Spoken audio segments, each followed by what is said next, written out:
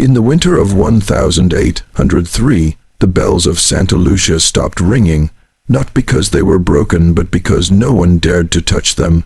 The city of Lima slept under a shroud of heat and incense that year, the smell of rot thick in the narrow streets. At dawn, witnesses claimed the air trembled as if something vast and unseen had just exhaled. Within a week, the Marquise de la Serna, one of the most powerful women in the viceroyal aristocracy, vanished from public life. So did her 3 daughters. The church declared an illness. The servants whispered another name, the slave who walked in moonlight. They said he was not born, but found a silent child discovered half buried behind the Jesuit seminary after a storm. His eyes were gray, colorless, reflecting light like metal. The priests kept him for labor, taught him to keep quiet, to kneel, to obey. But at night, the convent girls heard him humming hymns in a language none could name. When the Marquise brought him into her house, something changed. The bells of Santa Lucia stopped ringing. Birds refused to nest on the roof, and one by one, candles in the chapel began to burn with a strange blue light. Historians would later erase this from record, every document sealed, every birth certificate burned. Yet fragments remain. An unsigned confession found in a ruined rectory in 1921 reads only, "He was not one but 4, and they carried his name like a wound." The last gathering at the Casa de la Serna was meant to celebrate the Marquise's fortune. Instead, it marked the night her lineage began to die. The year was 1803, midsummer in Lima. The candles along the long dining table flickered against a mural of St. Catherine, her eyes worn away by dampness and time. 30 guests were seated that evening. Only 23 would be seen again. The Marquise's new servant, a tall, quiet man of unknown origin, stood behind her chair, pouring wine that smelled faintly of iron. His silence unsettled the guests. Some swore they heard a faint rhythm behind his breath, like chanting without sound. During the feast, the eldest daughter, Isabella, laughed too loudly. Her mother shushed her. But when Isabella's goblet shattered in her hand, the wine did not spill, it congealed, thick as honey, sliding over her fingers in slow crimson ropes. Panic spread. A priest at the table muttered a blessing, but the air inside the room had already changed. The walls seemed to pulse, as though the fresco itself was breathing. Moments later, the bells outside, long silent, rang once on their own. A single toll, then nothing. By dawn, the Marquise dismissed her guests. Her daughters were sent upstairs, trembling. The servant was nowhere to be found. In the weeks that followed, the family ceased attending Mass. The house staff was cut in half, and the sound of chanting, low, distant, rhythmic, began to drift from the basement at night. An old servant later testified before vanishing himself, it wasn't the devil. It was something older, something that remembered when Lima was still built on bones. By August of 1803, the house of La Serna had grown quieter, too quiet except beneath the floors. The servants had begun to disappear. The cook was the first gone before sunrise, her shoes left by the back door, as if she'd stepped out barefoot into the fog. Then the governess, then the chapel boy. The Marquise blamed thieves, rebels, the city's unrest. But those who remained whispered another explanation, the cellar. It was said that beneath the manor ran tunnels older than the city itself, remnants of the Jesuit catacombs, where plague victims were once sealed behind lime and brick. The air that rose from the cracks in the stone was sweet, sickly, almost perfumed. The youngest daughter, Catalina, began speaking to someone in her sleep. The maids heard her murmuring answers to an unseen voice, pausing to listen, nodding as though in obedience. When asked who she was talking to, she said only, "The children, the ones Mama keeps downstairs." Her mother dismissed it as fever talk. But one night, a priest came uninvited, Father Agustin Navarro, a reformer known for exorcising errors of the flesh. He asked to see the cellar. The Marquise refused. Hours later, he was found on the road to Callao, his mind shattered, repeating a single phrase in Latin, Mater subterra, the mother beneath the earth. After that, no one spoke of the cellar again. But the neighbors began to notice something strange. The windows of the upper floor were covered with black cloth. No one entered or left the house after dusk, and on some nights only when the moon was new, the faint sound of lullabies could be heard rising from the ground. They said no cries were heard that night, only the sound of water moving through stone. It was October of 1803, when the Marquise withdrew entirely from public sight. The plague had touched Lima that season, but her household sickness was of another kind. Curtains remained drawn, food was delivered but never collected. The neighbors saw only shadows at the windows, tall, thin, pacing at unnatural hours.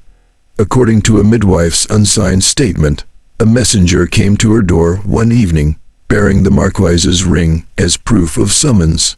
She followed him through the fog to the Serna estate. Inside, the air stank of myrrh and metal. She was led to the music room, though all the instruments had been covered with sheets. The Marquise lay there, pale and silent, her 3 daughters kneeling beside her like mourners.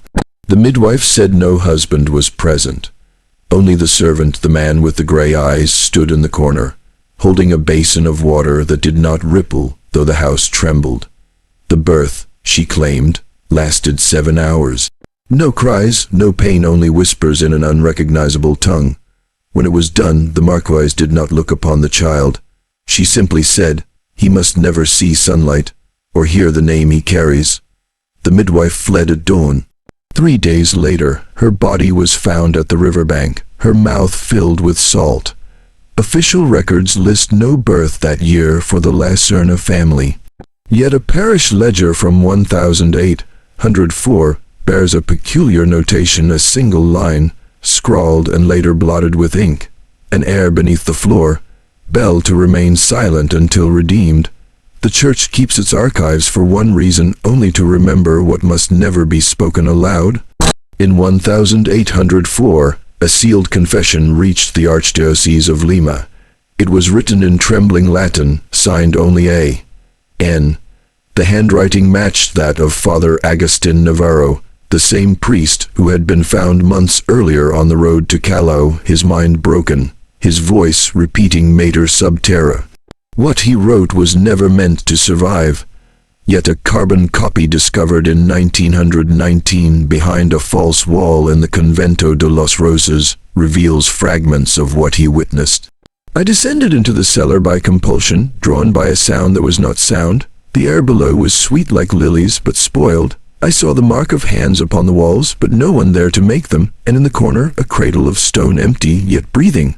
He claimed the servant, the man of gray eyes, was not bound by mortal birth, that he served something older than the cross, something that predated language itself. Navarro wrote that the Marquise had entered into a covenant of womb and will, sealing her lineage to an echo beneath the world. After writing this, Navarro gouged his own eyes with a quill and begged for burial in unblessed ground. The church denied him that mercy. His remains were entombed beneath Santa Lucia, where the bells still refused to ring. The confession was sealed, stamped non-referendum, and forgotten. But one marginal note, in a different hand, remains at the bottom of the final page. The bloodline persists.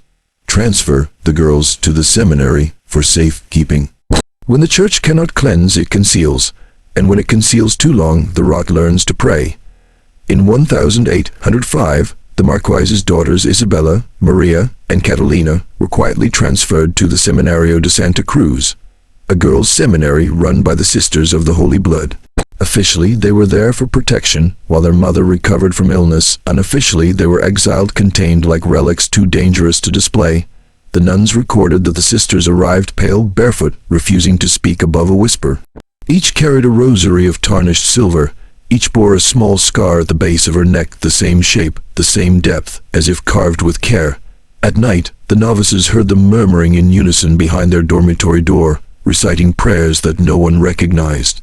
When asked who taught them, Isabella answered, "Our brother below the chapel."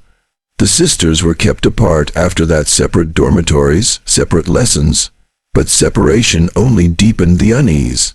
Crosses began to tilt on their own. Candles bled wax the color of rust. A novice claimed she saw the youngest, Catalina, walking barefoot across the courtyard at midnight, her feet leaving wet prints on dry stone. The Mother Superior requested an investigation. Rome sent none. The bishop's only reply, "The bloodline must remain undisturbed until his hour returns." Months later, the convent's records stop. A blank ledger follows, unmarked for 7 years. The next entry, written by a new hand, lists 3 graves in the garden, dated 1812, names erased, stones unblessed. Time is a poor disinfectant. Some things buried still learn to breathe. In 1812, the Seminario de Santa Cruz fell strangely silent. The official record says only that the grounds were closed for renovation, yet no workmen were ever seen entering or leaving.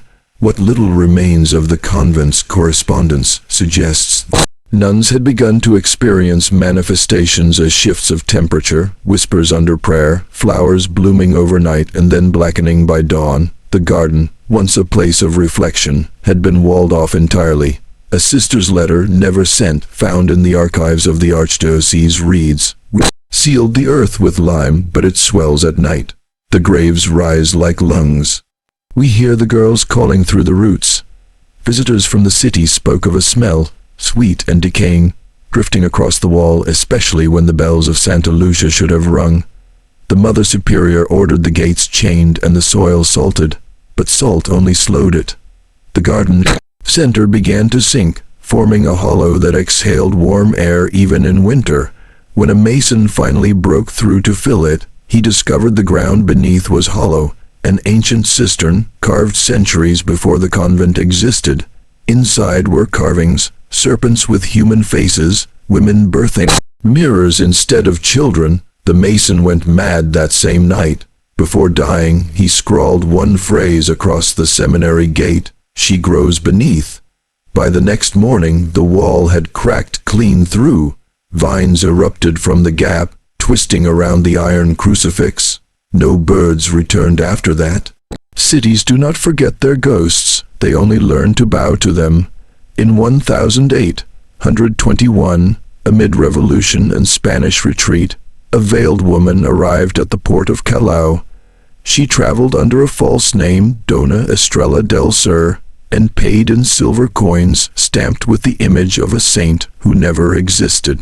No one recognized her, yet her presence unsettled the city immediately. Those who saw her up close described her as regal, though her skin bore a faint shimmer not of youth, but of something preserved too long. Her voice carried a soft echo, as though she were speaking from behind glass. Within days, she purchased the abandoned Casa de la Serna, sealed since the plague years. Rumors spread quickly that she had returned to reclaim her estate, that she was the Marquise herself, untouched by time, that the bells of Santa Lucia rang once more at her arrival for the first time in 18 years. Inside the house, workers reported strange tasks: mirrors being covered, rooms painted entirely in black resin, a cellar excavated and then resealed with chains. The woman gave no explanations. She dismissed any servant who asked questions. One night, a fire broke out near the cathedral. Witnesses claimed to see the veiled woman walking calmly through the smoke, her hands pressed together in prayer. Around her, the flames bent not away, but toward her. When dawn came, the fire had spared only one building, the Casa de la Serna. Its windows glowed faintly blue, as though the house itself remembered light from another world. A priest wrote in his diary that day, "She has returned, and the ground hums beneath her steps." Some lights illuminate, while others reveal what should remain unseen. Weeks after the Marquise's return, neighbors began reporting a strange phenomenon at the Casa de la Serna. At night, from the upper windows, a pale blue light pulsed like a heartbeat. It seeped into the streets, reflecting off walls, glass, and water. Birds fled the area. Dogs whimpered and refused to enter the courtyard. Those who dared approach described a soundless vibration in the air, a pressure that seemed to press against memory itself.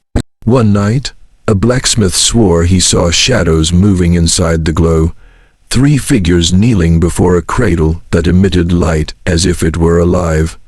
Priests who investigated found nothing tangible, only faint scorch marks on the floorboards and a lingering smell of iron and incense. Candles would burn low on their own, then flare back to life without wind or wick. Even the city's clergy grew uneasy. Church bells that once tolled reliably faltered, ringing off, beat, or with a metallic resonance. A letter from one vicar reads, "It is as though the house has become a cathedral unto itself, summoning light and darkness together. Rumors spread quickly. Children whispered that the Marquise had summoned her daughters from the grave. The wealthy avoided the street. Beggars stayed, claiming the glow whispered secrets in their sleep. Most unsettling of all, no one could determine the source. Windows showed empty rooms, furniture undisturbed. The blue light came from the very walls, as if the house had absorbed the souls of its past occupants and now breathed them out. Buildings do not speak, or perhaps they do and we refuse to hear. By 1822, the Casa de la Serna had begun to affect not only its inhabitants, but the surrounding streets. Residents reported hearing low whispers emanating from the stone walls, voices that seemed to repeat their own names, their fears, their sins. Some heard the laughter of children that did not belong to the city, while others claimed to hear a woman singing lullabies in a language that twisted their tongues when repeated. The Marquise never left the house. She walked the halls silently, her veil moving like smoke, while the servants grew pale and thin, staring endlessly at walls as if awaiting commands.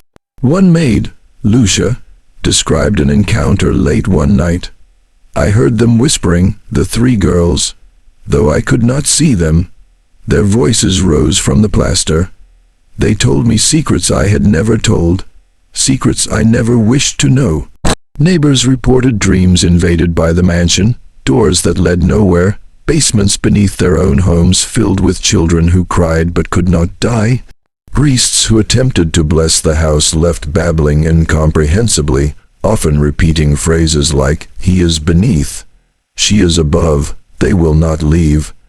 Even the city's authorities grew wary. Curiously, no matter how many investigations were launched, no evidence could be collected. The house appeared empty, yet no one could stay inside for more than a few minutes without experiencing vertigo, nausea, and a suffocating sense of being watched. The blue light returned nightly, brighter, filling the walls and leaking into neighboring houses. And always the whispers continued soft, coaxing, as if the building itself were alive and patient, waiting for the city to remember what it had long tried to forget. Some children never grow up, not because time spares them, but because the earth keeps them close. By 1825, rumors spread that the Marquise's daughters, Isabella, Maria, and Catalina, had returned in some impossible form. The blue light, now constant, seemed to breathe with their presence. Those who dared peer through the windows swore they saw three silhouettes moving gracefully, sometimes reflected in mirrors where no one stood. One priest, Father Valent, entered the house at night, carrying a candle and trembling as he stepped over threshold after threshold.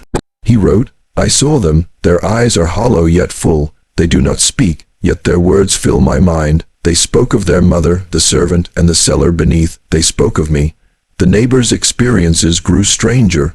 Children in nearby streets claimed to see three girls walking through walls, their faces pale, their hands outstretched, mouthing words that made no sense when repeated aloud. Dogs would howl for hours when they passed the house, refusing to enter, while birds avoided the roof entirely. The Marquise, always unseen, was said to commune with them through the walls, whispering commands that resonated in the bones of the building.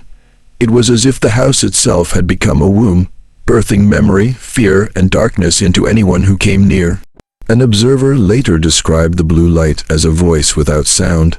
It does not call your name, it calls your soul, and when it touches you, the daughters are already inside. Even priests admitted the impossibility of what they witnessed, yet none could explain the sudden appearance of the girls' images in old photographs, ink sketches, and windows that had been sealed for decades. Some presences are not born, they are found, and some cannot be removed no matter how the earth or time tries.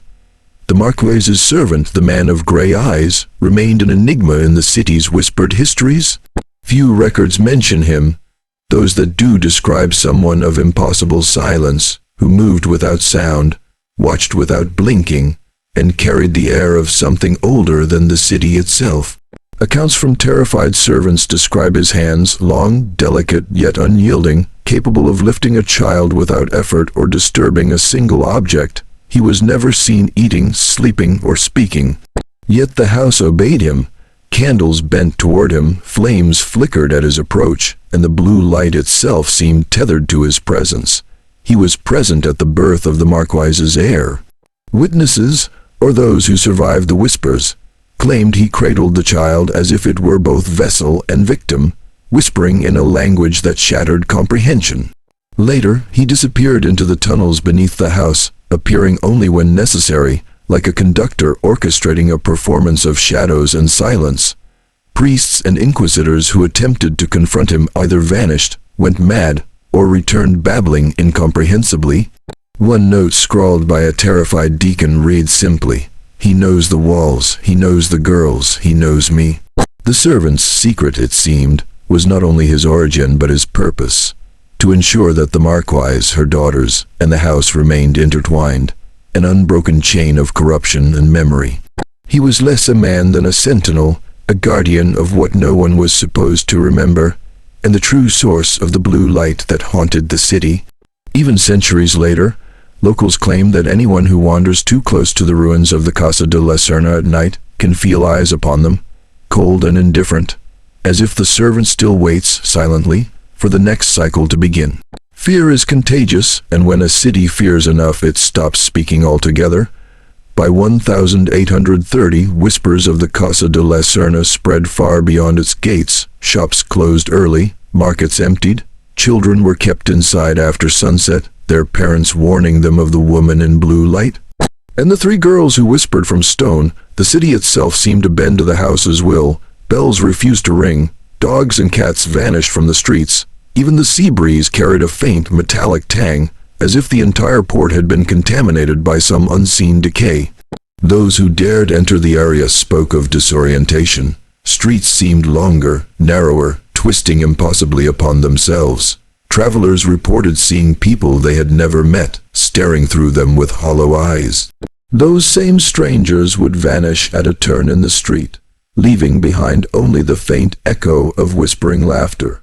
Priests tried to intervene, blessing streets and crossing thresholds, but they found themselves unnerved, repeating their own confessions aloud in panic, while the citizens fled in fear. One letter from a city official reads, "The city obeys another law now. It listens, it trembles, and it remembers the house before it remembers itself." Even those far from the estate could sense its presence. Mariners reported a blue glow rising above Lima, as rooftops visible across the bay at night. Merchants traveling inland wrote of dreams invaded by the Marquise's daughters and the gray-eyed servant, who spoke in tongues older than Spanish, filling their minds with impossible knowledge. By then, the city's silence was complete. People no longer asked questions. They no longer wandered at night. They whispered only to themselves, waiting for the inevitable, the house's shadow, reaching further with each passing year.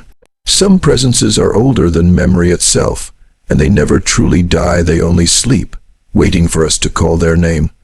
By the mid-19th century, the Casa de la Serna had become more than a house, it had become a node, a locus where time, memory, and fear converged. Those who entered often described hearing strange echoes, not footsteps, but conversations from centuries past. Voices whispered through walls, reciting treaties, births, and deaths long erased from record. The servant's presence was said to anchor these echoes. Gray eyes watched as the house itself seemed to breathe, expanding and contracting like a living organism.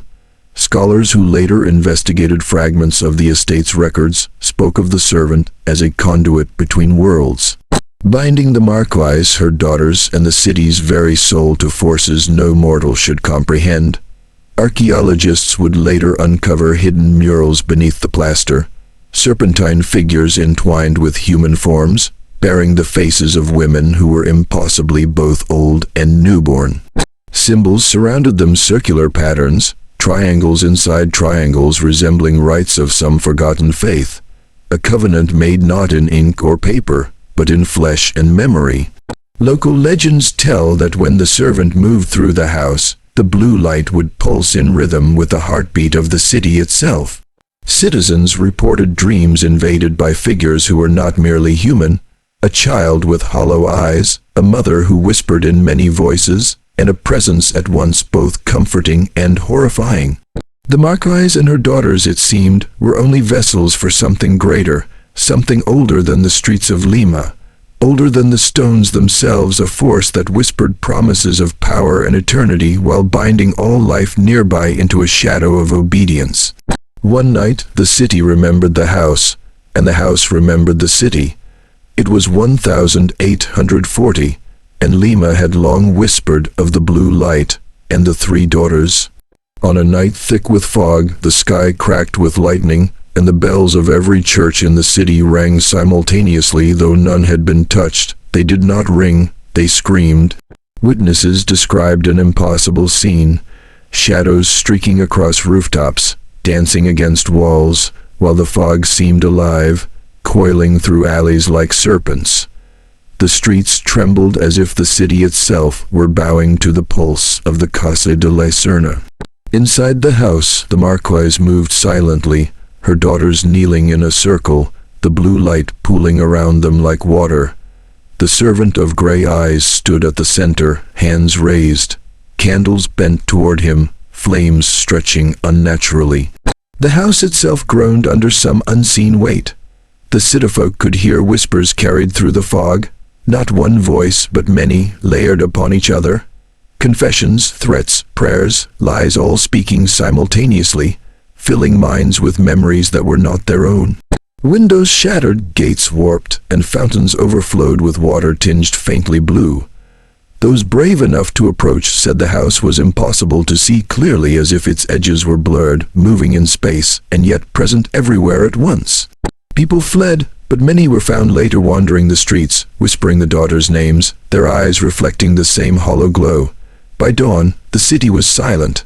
The bells no longer functioned. The streets smelled faintly of iron and myrrh, and though the blue light had receded, the whispers lingered, promising the house and its inhabitants would return to memory when the city least expected it. Some see, some hear, some remember, but most forget, and that is the house's greatest gift and curse.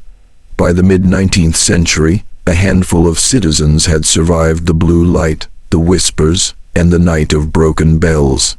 They carried a secret weight, visions of the Marquise, her daughters, and the gray-eyed servant embedded in their memories. Many were dismissed as insane, but fragments of their accounts survived, tucked in diaries, letters, and half-burned testimonies. One account, written in 1851 by a merchant who had fled Lima, reads, "I saw them in the fog, 3 girls, their eyes hollow, walking the rooftops with a woman cloaked in black. The air around them shimmered blue. I cannot forget. I dare not speak." A priest, Father Esteban, left notes hidden beneath the floorboards of Santa Lucia. He wrote of voices in my dreams that answer before I question, shadows that move through my walls as if they have form, and a servant who is everywhere and nowhere. Even children, generations later, claimed that in certain neighborhoods they could feel eyes watching, a breath in the fog, whispers in the night. It was as if the house had imprinted itself on the city, leaving behind invisible traces that could awaken anyone who came too close. These forgotten witnesses, scattered across Lima and beyond, shared one thing: none could fully articulate the horrors they saw. Their memories were fractured, repeating in loops, a psychological echo of the house's influence. Each left behind hints, a drawing, a smudge of blue light in an old photograph, a phrase repeated in sleep fragments that only hinted at the full, terrifying reality. The city learned to ignore them. The witnesses became whispers themselves, but the house remembered, and the house waited. History is written in ink, but some truths are written in shadows. In 1887, a historian named Alonso de la Vega gained access to a forgotten wing of the Archdiocese archives. Locked behind heavy oak doors and hidden beneath centuries of debris, he found records long thought destroyed. Letters, confessions, and baptismal entries erased from memory. Among the documents was Father Navarro's original confession, carefully preserved beneath a false floorboard, its ink still legible despite decades of humidity. It described the servant's origin, the Marquise's covenant, and the unnatural birth of her heir. De la Vega also discovered sketches of the daughters, drawn by terrified priests and servants. Their eyes were empty, yet alive, and in some drawings the blue light itself was depicted, spreading through walls like veins. Perhaps most disturbing was a ledger of disappearances. Citizens, clergy, and servants who had vanished over decades were all traced back, in some way, to the house. Even natural deaths were suspicious, bodies missing, graves unmarked, and the air above certain burial sites carrying the faint metallic scent reported by witnesses for decades. De la Vega wrote in his notes, "This is no simple corruption of a family. This is a cycle repeated and enforced by the house, the servant, and the daughters. They exist beyond our understanding, and they are patient."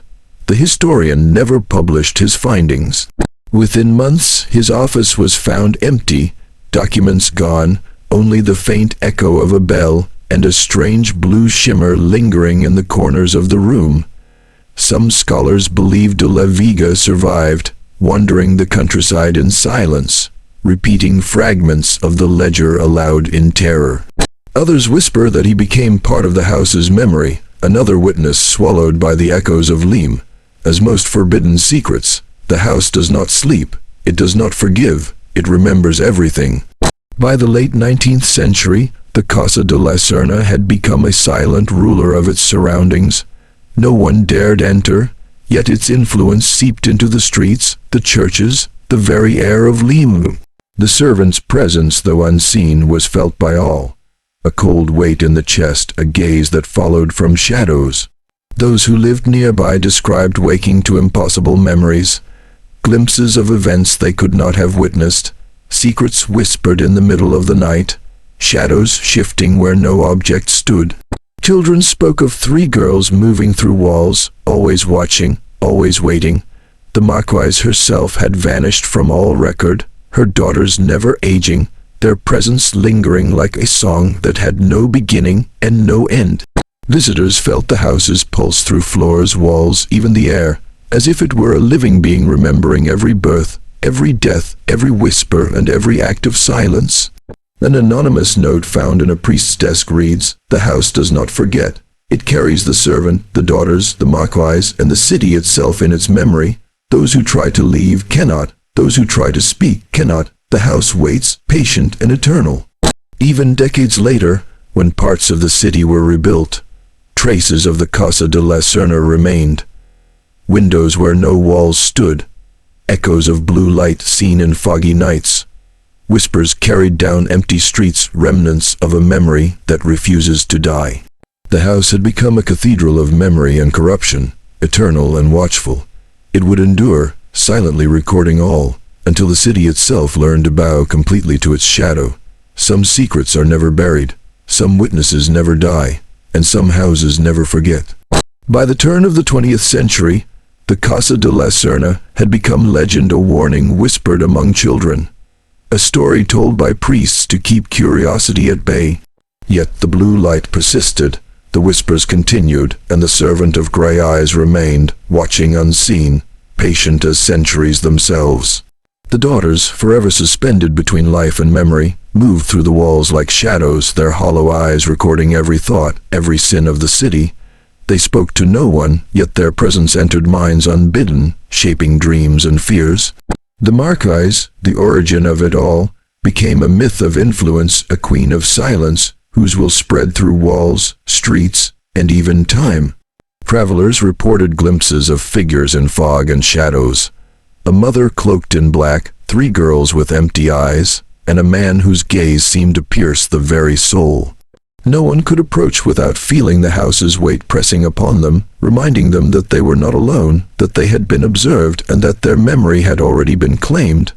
The city learned to obey the unseen, no daring steps after dusk, no questions asked aloud. The bells remained silent, the streets emptied when the fog rolled in, and still the servant, the daughters, and the Marquise endured, eternal witnesses of every secret, every fear, every act of oblivion. The final message, scrawled in a forgotten priest's diary, reads, "The house sees all, the house remembers all, and it waits for the day when it will finally speak, and we will all answer."